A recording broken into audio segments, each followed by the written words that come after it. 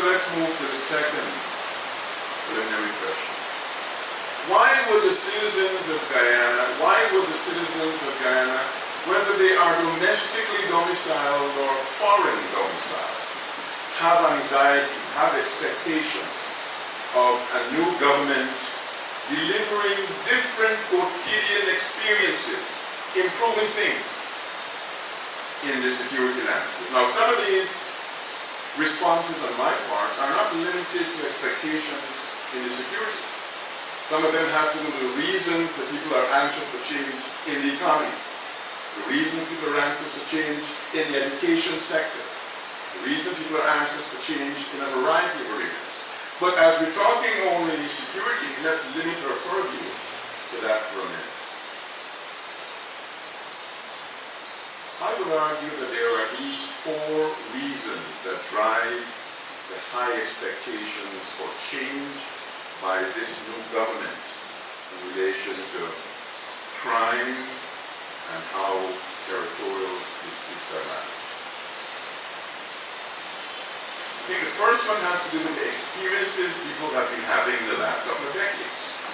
The crime situation is not only grave, and we'll talk a little bit about that gravity that you know existentially, but it has been persisting. It's persisting to the point where it's not only a theoretical persistence, people's lives have been lost. Businesses have suffered economically. The sense of the image of Guyana has been affected. And so the nature of the experiences, the nature of these quotidian experiences, the persistence of some of the sources and challenges, in my view, explain one reason why there is this anxiety to let this new government got to do something. We've got to do something yesterday.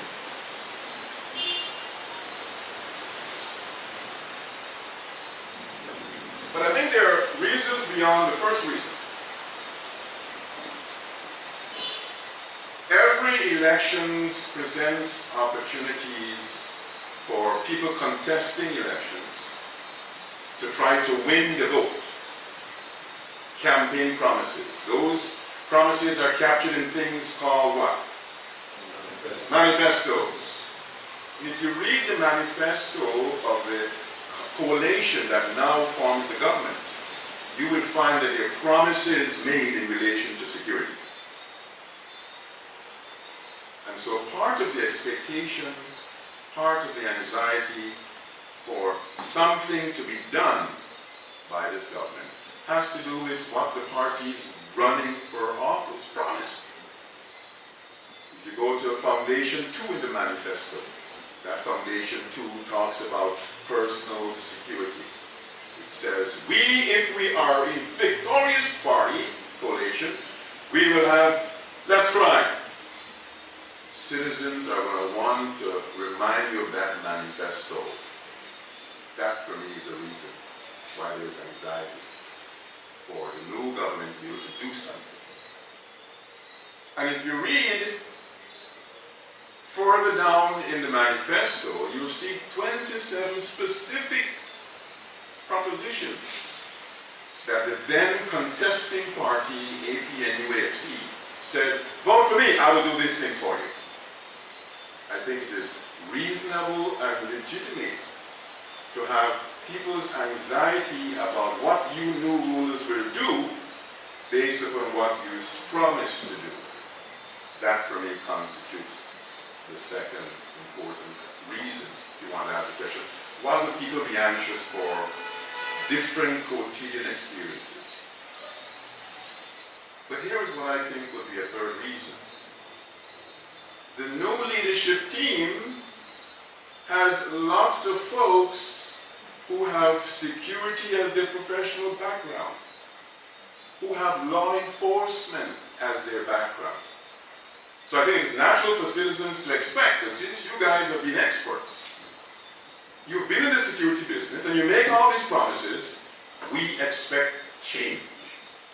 We expect some different quotidian experiences insofar as crime is concerned. As a matter of fact, not only is His Excellency the President, an historian, he's also someone who's written extensively on security matters. Matter of fact, I was reading one of his books, I have referred it, Public Security, Criminal Violence, and Police in Ghana, which is a collection of essays he'd written over 3 years.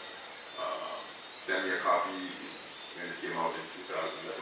So people are justified in saying, you are, among your leadership team are experts on an area where we have grave anxieties and expectations of different kinds of experiences. I would like to see deliverables.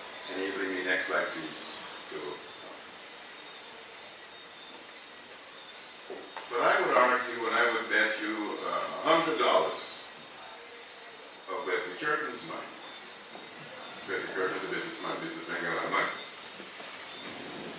The high-profile, fairly recent high-profile violence experiences also raise the anxiety and the expectations for change. When you're talking about from Ewing, it's good to see in today's news, the people arrested, something happened. But that's been lingering for several months. People wanted to see something. There's anxiety about change. If you look at the woman in East Kanji, businesswoman murder, high profile. If you look at Ganesh Baburan Rao, so I think, and if you add to the mix the title court judge and her husband, I think he lost an eye. The fact that there are daily occurrences of high-profile individuals whose quotidian experiences are an affront to their safety. In many cases, they are no longer there because they're dead. That raises the expectation on the part of citizens. And the foreigners, not just the diaspora folk. Businessmen are not going to be wanting to come to invest in an environment where the cost of investment is going to be driven by the security sector that now has a whole layer of cost attachments to it. So I thought it would be useful, before we get into the main aspect of the first question, kind of ponder. Let's try to what we mean by security and insecurity. And let's, just for the sake of asking, perhaps remind ourselves, why would people be anxious for change, for expectation? Why would be anxious to have changes in their expectations, but changes also in their experiences in relation to crime and territorial disputes? And so for me, some of the sources of insecurity about which there are expectations that a new regime would manage differently, would have outcomes that are different, have to do with crime, have to do with territorial claims. Let's go to the next slide.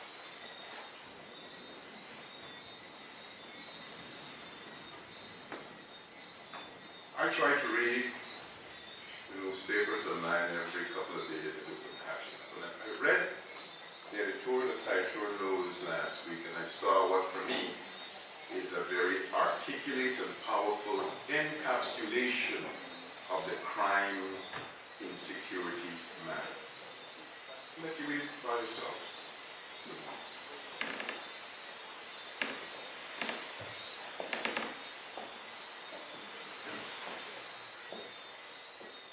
This is not the entire editorial, as those of you who have read it, or perhaps some of you wrote it if you were here from Stanford News.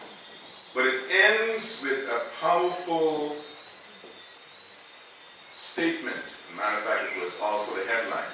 Either we conquer crime, or crime eventually will conquer us. Very powerful narrative about the society's, or about at least one media house's articulation of some concerns about security in relation to crime. And so the natural question, if you have not been following the landscape of Guyana, if you've not been following the landscape of insecurity, the natural question I've been reading is, well, help me understand why there is all this worry. Let's go to the next slide. Even if you want just some vignettes of reasons why there are high anxieties for changed experiences, and read the recently released half-year report for this year, you have got to be worried about crime as a source of insecurity. 9% increase in serious crimes in the first 6 months of 2015. 79 murders at the end of June 2015, with 69 murders at the end of June 2014, an increase of 14%. Yes, there have been decreases, but 74% increase in rapes, 9% increase in break and enter, larceny, and burglary. If only you want to have some vignettes of a half a year, this report shows reason why people will be worried and want change. The expectations of change in the security area related to crime is driven by the reality and the persistence of certain realities, next slide please, that citizens, individual, corporate, and others have been fearing. And part of that half-year report had to do with something which is an ancillary but just as important, just as insidious part of the experiences of a quotidian nature. 56 road fatalities, some 45 accidents at the end of June 2014. True, it's a little down from last year, but a society that is so small to be killing itself on the road with such frequency and persistence, this, for me, is part of the landscape of anxiety about change. Citizens have a justifiable reason for wanting different kinds of experiences to be managed by the new government. Something has got to be said about the psyche and culture of society where people just want to speed. Good work for the psychologists and the sociologists like Coloma and others in this room. But there is a research project here about speeding, about vehicular homicides, about accidents, and the economic and social cost. If you didn't think of it before, here's an opportunity for a research project. Master's thesis, PhD, doctoral dissertation. Next slide, please. And so for me, and it may be a point of disputation, crime is culprit number one on the internal security landscape that makes it obligatory on the new leaders to try to find a way to change the experiences of the citizens. I only list a few areas that for me have risen over the decades as high anxiety crime areas. Guyana now has the dubious distinction of having one of the world's highest domestic violence rates. Well, we know we're top in the suicide. But something is wrong in a society where people are beating up their wives mostly. Husbands also get beaten up. No husband in this room has ever been beaten up, sure. At least we're not acknowledging it. You take a combination of the domestic violence, the corruption, the drug trafficking. I think we've got reason to worry that crime as an enterprise is culprit number one. But I put in bold homicides. And I'm writing a book now that is a takeoff on a lecture I gave in the Eric Williams Memorial Lecture Series at Florida International. And people have asked me over the years, well, why do you focus so much on homicides? Homicides is like the tip of the iceberg of things that are wrong.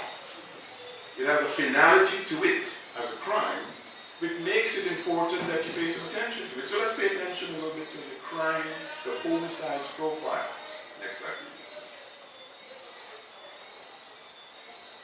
A society with a population size of Guyana that is doing this to itself in terms of homicides, and these are the reported ones, cause for concern.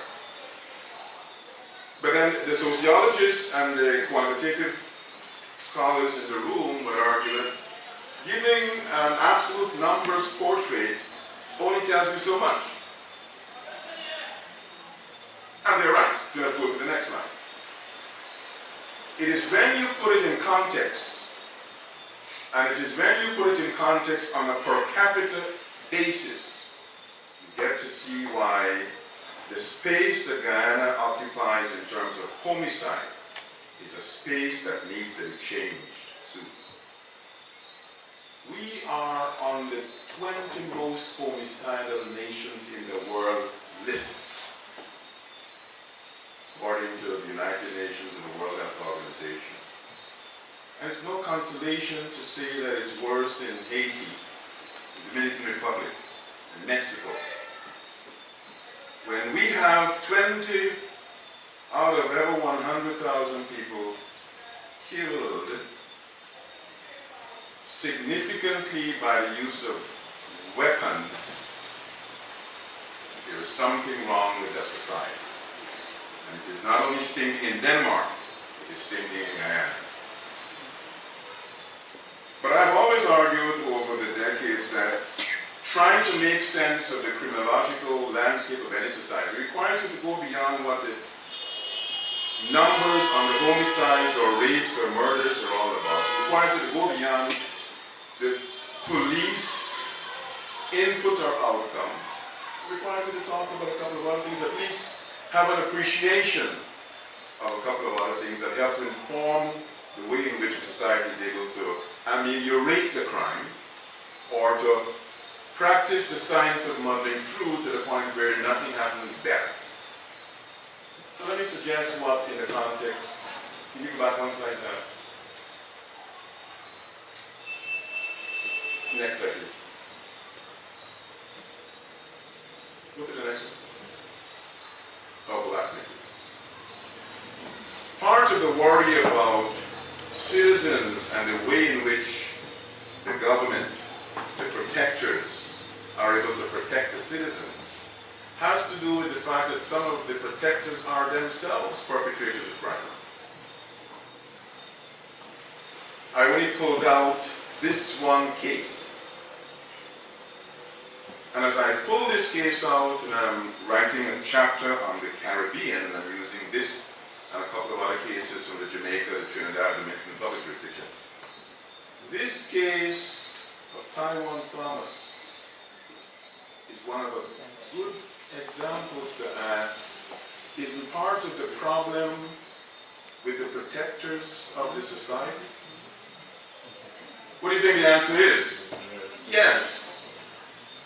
And it doesn't mean you're devaluing the work of the police or the army or the security services. Unless you accept the reality that you've got a problem with the people who are exercising impunity in doing their job, for whatever reason. You've got to accept the part, Tosh captures it nicely in this song he writes. Let me see any of the young ones. You know Peter Tosh? Canada, not too sure. Go listen to his music. Go listen to Equal Rights. Everybody's talking about crime. But tell me, who are the criminals? Some of the criminals are in police force. Some of the criminals are in the defense force. Some of the criminals are in the other sectors of the security enterprise. That is just a reality that we've got to accept if we're going to try to do something differently. And it is part of the onus of the new administration to help to manage that. You can't just throw out the whole police force and start over. Policemen have due process rights, but it is incumbent upon the society and it's incumbent upon the political elites to appreciate that part of the challenge has to do with reform, because the people who are protectors, they're not all protectors. Next slide, please. But you've got to go beyond the police, and you've got to ask, in relation to what the police are expected to do they have the tools to do it? You listened to the Commissioner of Police talk last week about the shortage of vehicles. In one division, no vehicle. In several divisions, no vehicles. In one division, 2 vehicles. So when a citizen calls and reports, what happens? There's no way to get there. Part of the conversation, in my view, is you've got to ask the question, resources and equipment and facilities for the police. If you read the 2011 Strategic Plan of the Police Force, you'll have a sobering reality check on the dearth, the significance of the deficit in just establishment. But I think you also have asked the question, what about the police's ability to have the resolution of crimes? If the criminal feels that he's not going to be caught, and the prosecutorial system is in a way, works in a way in which it is not likely for a court case to be called for months or years, and then there's an appeal that drags on for years, the probability of that criminal taking risk to prosecute crime, that probability increases.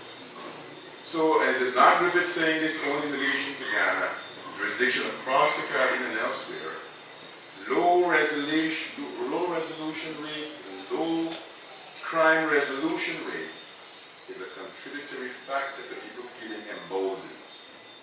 I know I'm going to have that catch. But I think you also have to ask the same kind of question about the courts and about the prisons. I was asking a good friend of mine, Gavin Primo, retired assistant commissioner, coming from the airport last night. What is Dale doing now? Dale used to be in charge of it. And it is no consolation for Guyana's prison establishment to know that it is worse in Jamaica, or it's just as bad in Trinidad and Tobago, in spite of the fact they got a lot of oil money. If you have the conditions of the prisons and the court working in a way inefficiently, among other things, it is contributing to the inefficiencies of the overall architecture of the security sector. And so I always argue that you can't discuss crime only by asking about statistics and looking at the police. Because the work of the police is not an end in itself. It leads to a middle section called the courts, and it possibly can lead to a tail end called the prisons. Only one possible tail end. I therefore argue that in trying to have an appreciation, even if only an appreciation, not an in-depth discussion of the criminological landscape of Guyana, of why is it that there is anxiety about the nature and scope of crime. You just can't focus on the crime statistics and the police. You've got to go to other areas to understand the nexus between police work and the work of other areas. Next slide, please. So enough talking about question number one in terms of the nature of the criminological enterprise, of this landscape. The question might be, what are some things that the new leaders, what are some measures that the new leaders might contemplate, might ponder? And some of them I'm sure they have begun to contemplate, and not just contemplate, implement. Some have to do what I call why measures. Some have to do with how. Some have immediate necessity for action, but some are longer term. Don't fix the deficit in judges just like that. You don't increase the training capacity of your police or any aspect of your security sector just like that. And so I think it's important, although we may not talk about, we will not talk about all the immediate and long term, some things are not amenable to an immediate implementation. They have a longer gestation for implementation. Next slide, please. And I'm just going to share with you a couple, and when you see the text, you have an opportunity to ponder a little bit more. I think it's important for this government to define the crime situation not just as a security sector project for the police or the army, but as a national project. Involve the businessmen, their stakeholders that have outcomes affecting their quotidian experiences. Involve the religious institutions, whether it's the Christian, Muslim, or Hindu, all are, remember Martin Carter's poem? All are involved, all are consumed. The crime has some discriminatory, but it has some non-discriminatory. And so every element in my view of society has to be invested in not leaving it only to the police and the army to do it. If I were asked, and even if I'm not asked, I'm saying, there's got to be somebody who is not the police commissioner or the army chief of staff, who is a crime czar, who can harness and move things with the various sector inputs. Some of what's needed is going to be needed from the private sector. Some of what's needed is going to be needed from the civic organization. Somebody's got to be the chief marshal. My proposition. Many of us have learned, not only from that wonderful book, My Mother Who Fathered Me. Ever heard of that book? Jamaican anthropologist, Edith Clarke. You don't have to be a student of Edith Clarke or anthropology of the Caribbean to know that the drivers of action in any society is the women. I say form some mothers against crime. I say form some pastors and pandits and imams against crime. You've got to get the society's constituencies involved.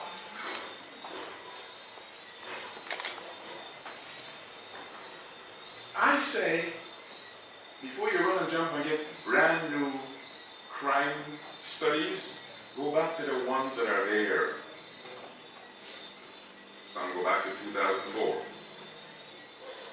Professor Lakshman was part of a commission that did a lot of work. So much of what is the wisdom of people over many years is just languishing in reports. I say go back to some of them, pick some of those low-hanging implementable ones and build momentum. And the momentum has got to be done in a way in which people can begin to see some citizens don't want to hear you just studying this thing to death. While you're studying it to death all the time,